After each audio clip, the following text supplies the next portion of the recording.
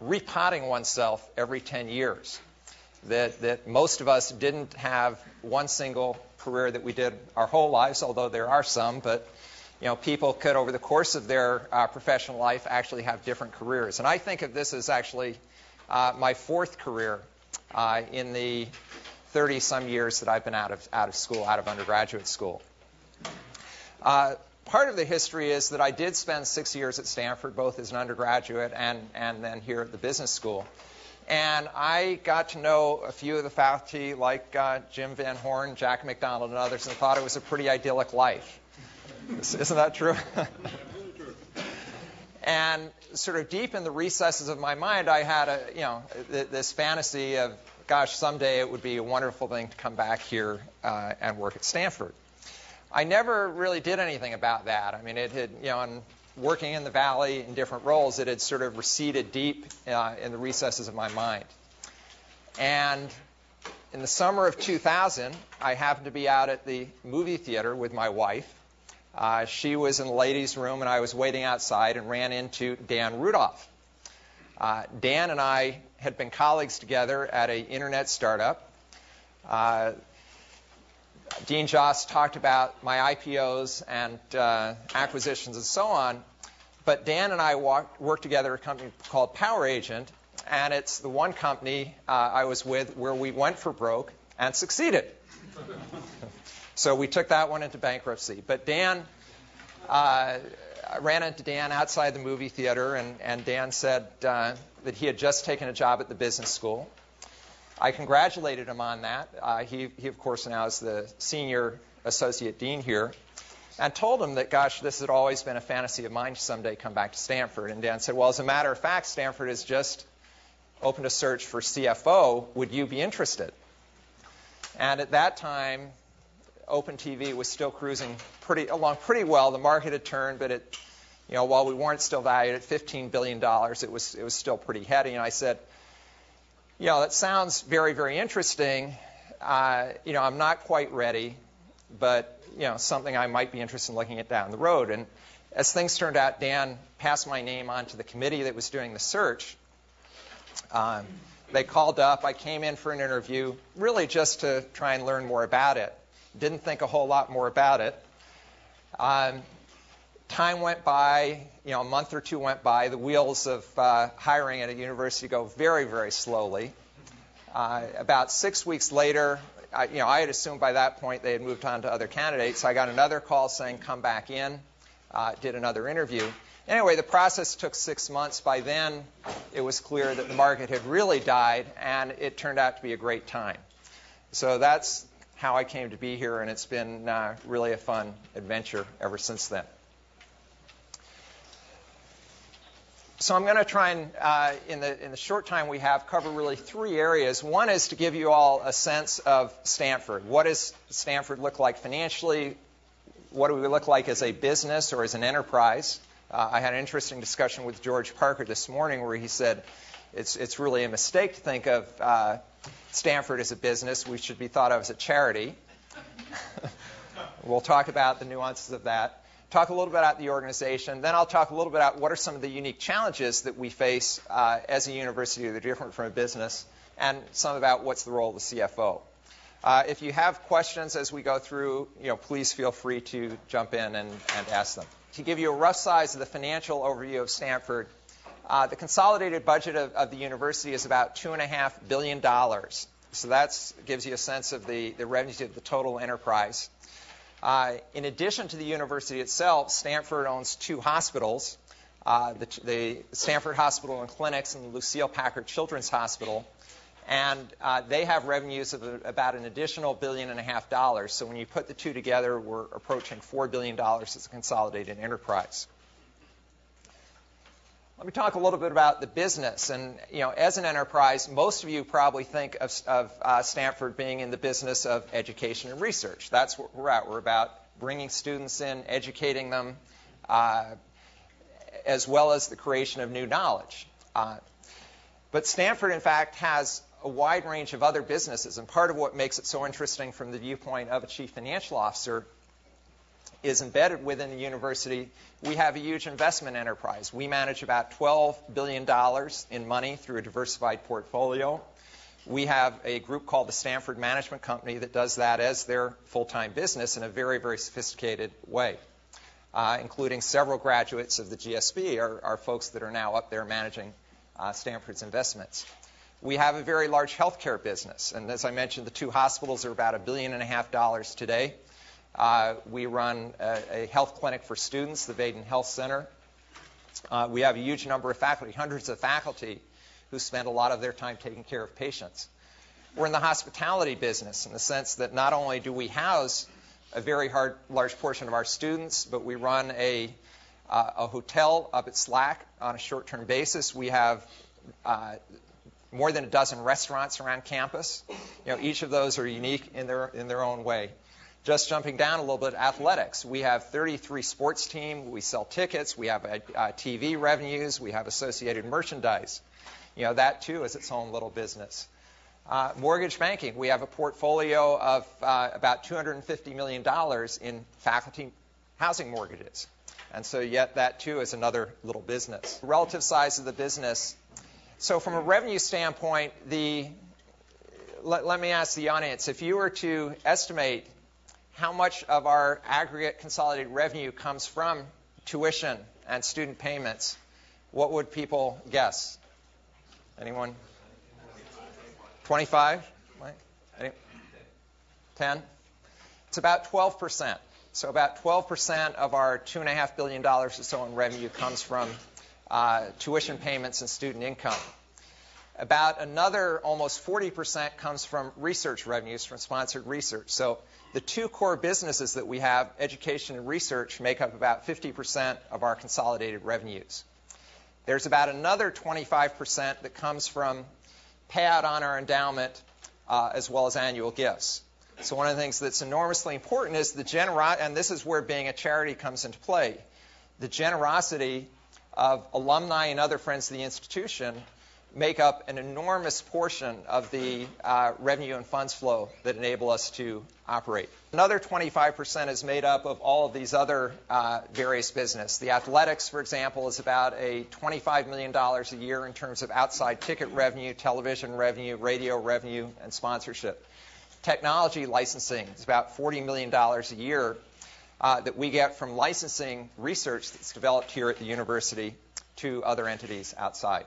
The basic organization of the university, as most of you probably know, is oriented around schools. So the university has 7 schools, as is shown up here, of which the Graduate School of Business is one of them. And then we also have several what we think of as independent research institutes, which don't have students but do carry out either research or policy making. SLAC being the biggest of those, the Hoover Institution. And there's probably a dozen or more of what we now call independent research labs. HEPL is the Hansen Experimental Physics Laboratory, which was really a precursor to SLAC. SIS is the Stanford Institute for International Studies. CEPR, the Stanford Institute for Economic Policy Research. So some of these are very technology-focused. Some of them are more policy-oriented.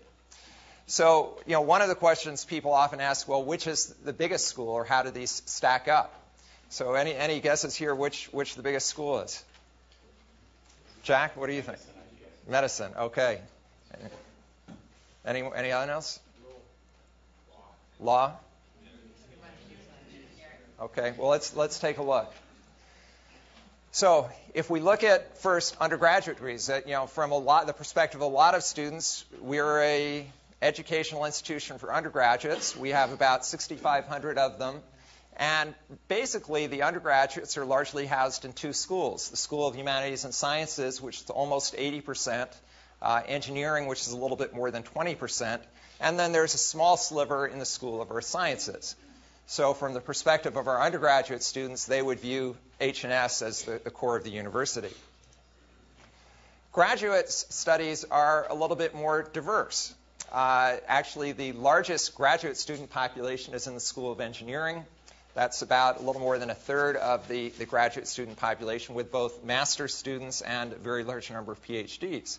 But we also then have is the 4 professional schools, professional and graduate schools. with business being there in the green, medicine both being roughly comparable with about 800 graduate students each, and then the law school and the School of Education also coming into play. However, if we look at the area of research, it's a completely different picture. So when we look at research, the principal schools, excluding medicine, represent only about 20% of the federally sponsored research that we have. The School of Medicine is really the behemoth on that front and represents almost 40% of the research. SLAC, in and of itself, is about $230 million a year in federal support to undertake high-energy physics research, and then we have the independent labs as well. And then one more perspective on this is if we look at where the faculty reside. Actually, the greatest number of faculty today, if we look at what's called the academic council, is in the School of Medicine, which slightly outnumbers the School of Humanities and Sciences. So the answer to the question is it all depends on your perspective. Okay, if we look at the different schools, so sitting from the office of the CFO, we look and say, well, how do you manage all these different schools as enterprises? And one of the challenges is that they're extraordinarily different sizes. The behemoth in terms of aggregate revenue, and this is probably the best measure of size, is the School of Medicine, over $800 million a year, actually larger than the other 6 schools combined at this point by quite a bit. And you can see we have 3 of the schools that are as small as $30 to $35 million in revenue. I'm glad this one came. So what's also very interesting is that the businesses within each of these schools are dramatically different. So the green bars for each one of these entities represents the portion of their revenues that come from the payout on endowment and from annual gifts. So at the extreme, what you can see is over here, Hoover is essentially entirely dependent. 95% of their revenues each year come from either annual gifts or payout on their endowment in support of the policies that they establish. In the case of law school and business, it's about half. So your education here is in large part, almost 50% of it is underwritten by faculty or by alumni and other friends that came here before you. In contrast to that, the blue bar represents the sponsored research portion. And so, of course, here in the extreme, if you look at SLAC, that's 100% underwritten by the federal government as a federally sponsored institute. Medicine is almost 50%. And this is a phenomenon that's happened across the country as the NIH budget has really grown dramatically. About 70% of all federal funding now is driven through NIH. It's meant at almost every university, the School of Medicine now, or that has a School of Medicine, that's become really the largest economic component of the university, driven by that federal research funding. The School of Medicine also, that red section, has that very important component of actually taking care of patients. That represents the revenues that are generated by the faculty from their patient care types of activities. And then the cardinal section, or the dark red section in the middle, is kind of a mix of tuition revenue and other sources. When you talk about the endowment for each school, of the $12 billion endowment are they designated by school, or is this just kind of an allocation of that? No. So most of the endowment, the university endowment is designated actually into 6,000 different funds. We merge all those funds, all the cash together for investment purposes, so it's co-invested in a common merged endowment pool. But some of those 6,000 funds are designated for a specific school. Some of them are for a specific faculty position or department. Some of them are for financial aid. Some of them are for specific research purposes. And one of the complexities from a financial management standpoint, is keeping track of all of those different pools of money, because we're bound to only spend the payout for one of those 6,000 funds for the purpose that it was designated for. But on these bars, the endowment payout attached to each school represents the collection of funds that have been gifted on behalf of that school. There is about 25% of the endowment is what we call unrestricted and can then be allocated out by the provost for any purpose. Okay, a quick overview of the organization. So as most of you know, the president, John Hennessy, is the CEO of the institution. He's got about 8 or 10 people that report to him, including the provost, John Etchemendy, myself. We actually have 2 people now that are playing senior development roles, and part of that is we're about to embark on a very major campaign. So John Ford, who was for many, many years the VP of Development, has now become the Senior VP for University Resources.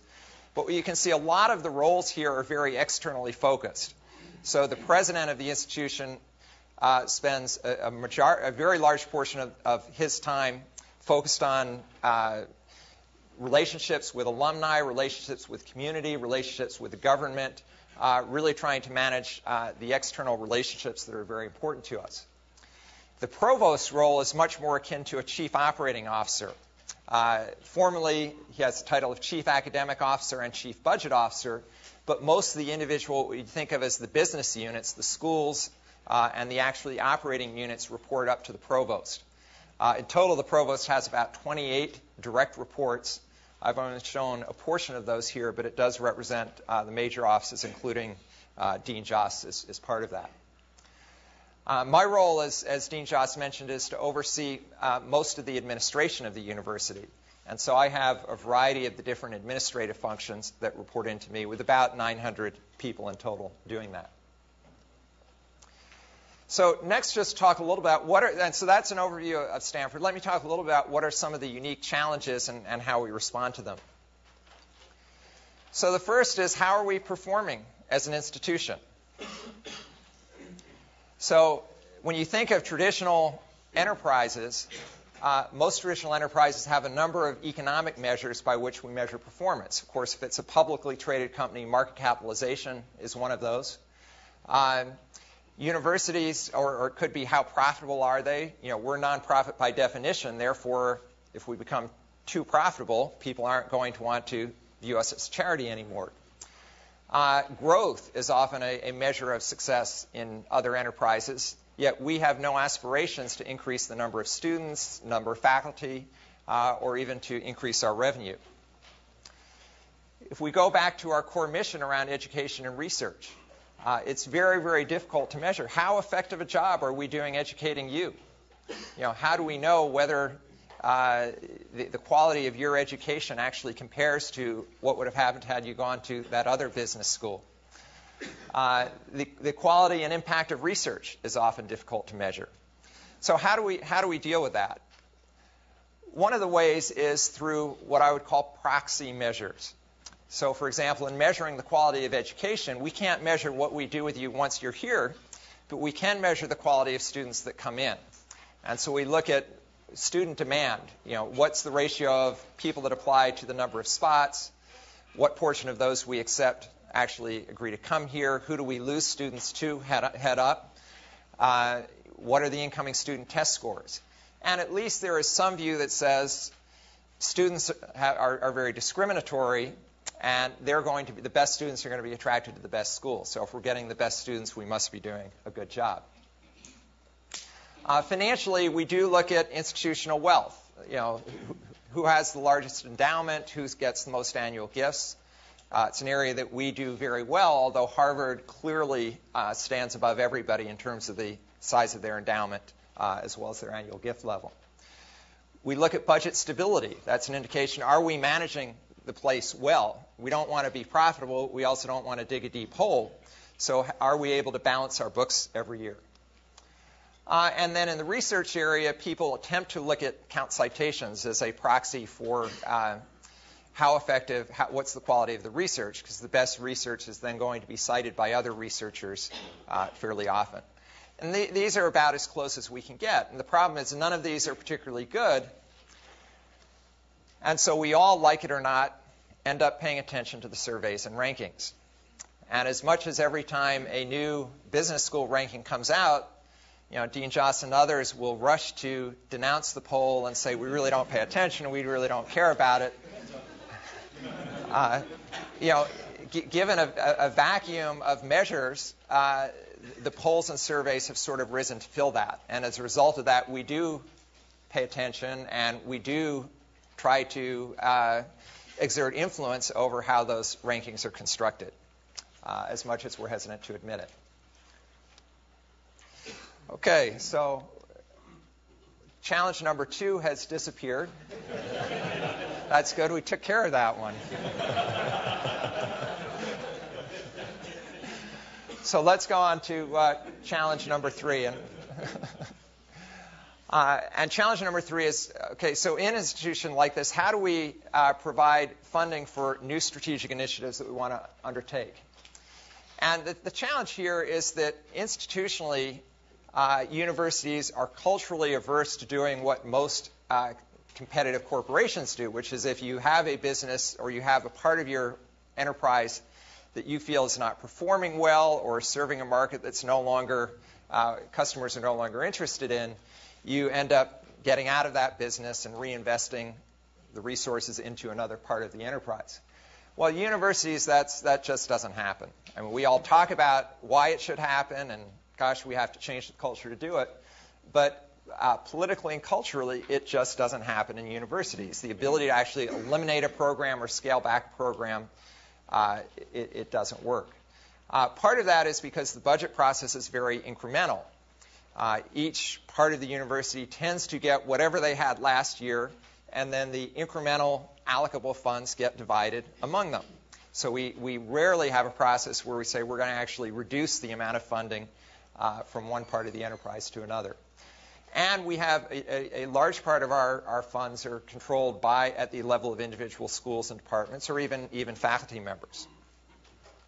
So we address this in a couple of ways. One is we raise new money. So new development campaigns. So, for example, many of you may be aware we're just now completing the campaign for undergraduate education, which was launched about 5 years ago to raise $1 billion specifically for undergraduate education initiatives. About $900 million of that was for endowment.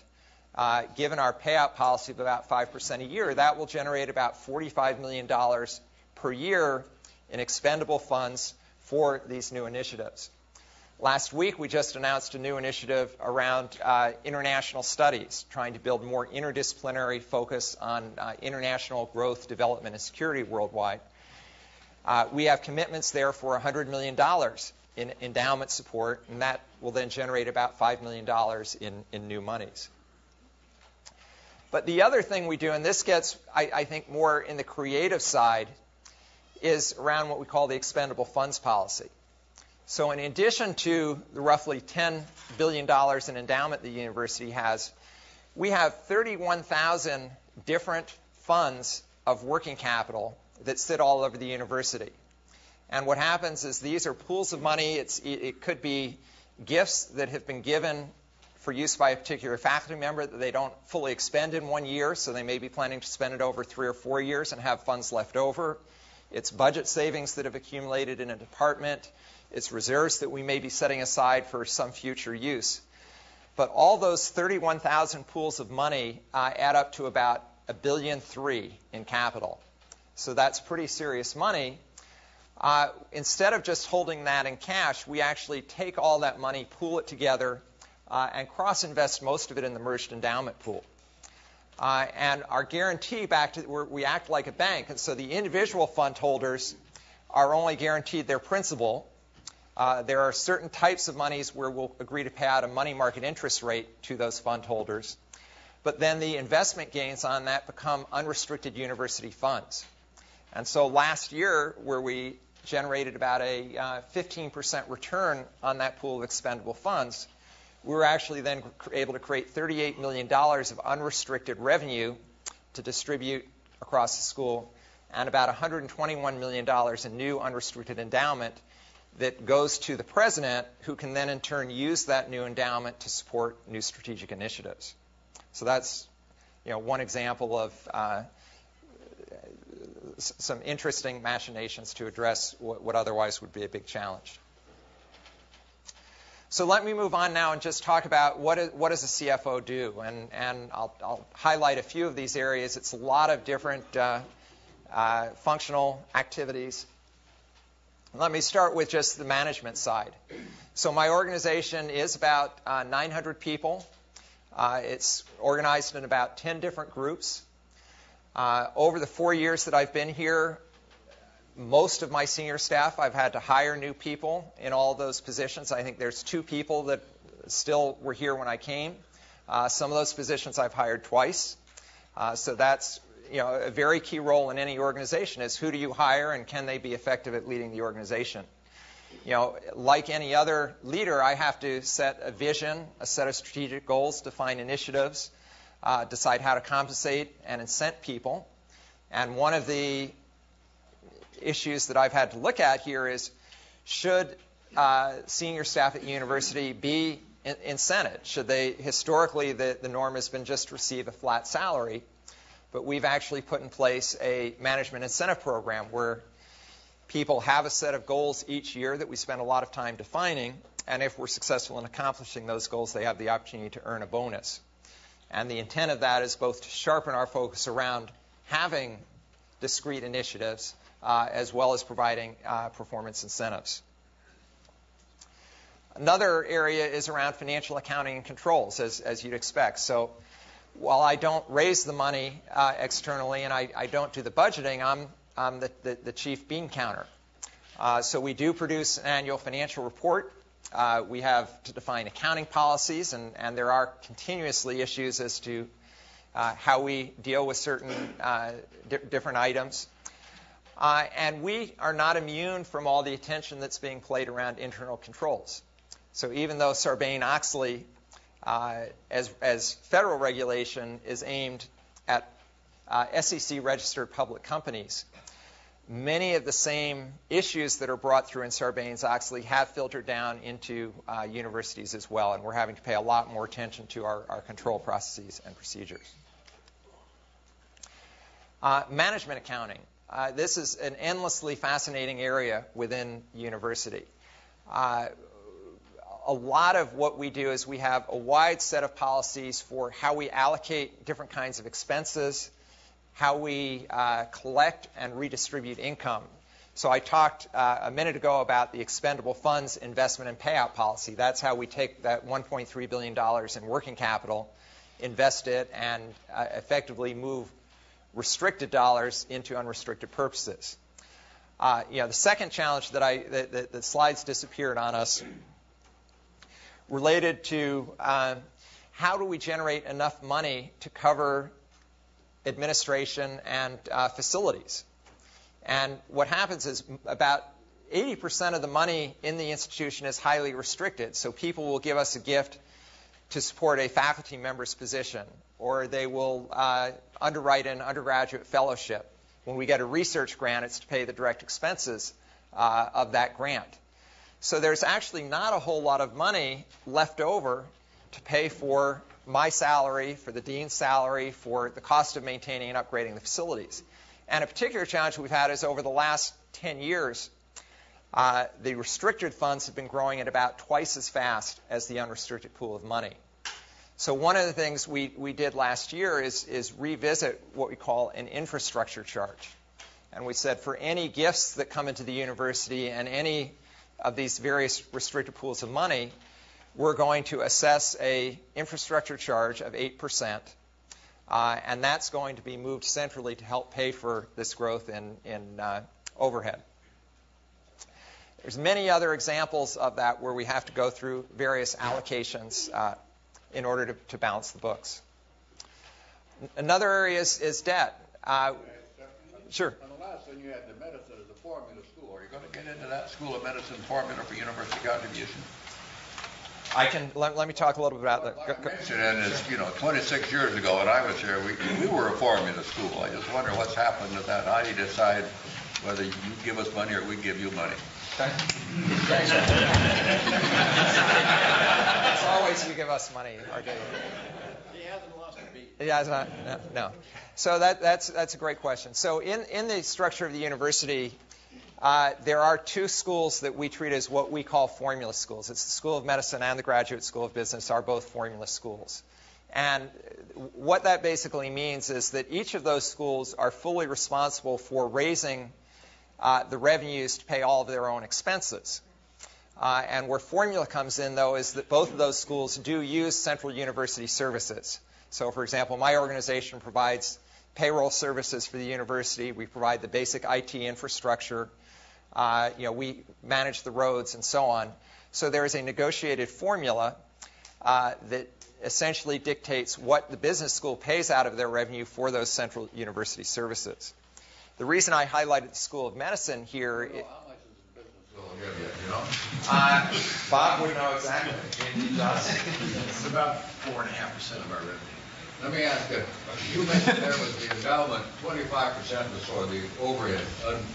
And with other contributions, isn't that enough to cover all your roads, your overhead, and your salary and so forth? Not anymore. Not anymore. It is not. It has not been.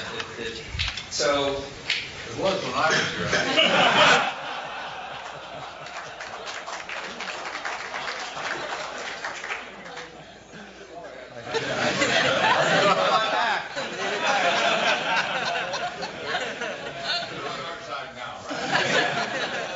Absolutely.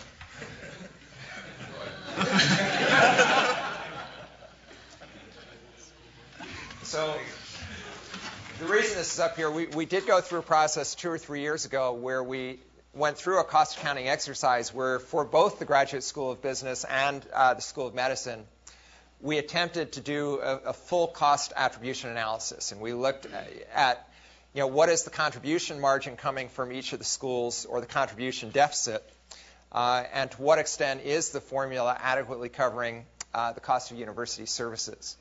And coming out of that process, there was actually a renegotiation of the formulas. We decided the business school wasn't pulling its weight, and so Dean Joss agreed to up the ante a little bit at that time. On your watch? On my watch, I'm sorry.